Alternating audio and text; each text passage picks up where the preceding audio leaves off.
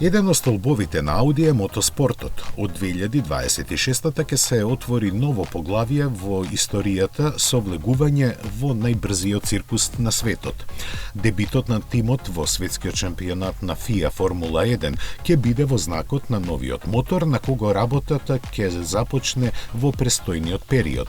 Од 2026 година излезната електрична енергија за енергетските единици ќе се состои од електричен мотор, батерија, контролна електроника и мотор со внатрешно согорување. Електричниот мотор тогаш ќе биде речиси исто толку моќен како моторот со согорување, кој има моќност од околу 400 киловати. Високоефикасните 1,6 литарски турбомотори работат на напредно гориво, што е поодржливо, исто така предуслов за влез на Ауди во серијата.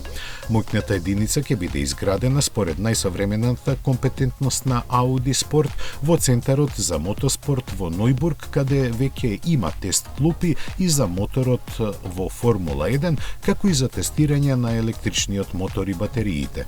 Ауди до крајот на годинава ќе објави во кој тим ќе бидат ангажирани нивните енергетски единици. За разлика од Ауди, Порше се откажа од идејата за Формула 1.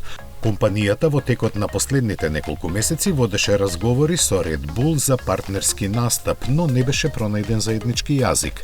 И двете страни потврдија дека договор не е постигнат, а преговорите нема да продолжат.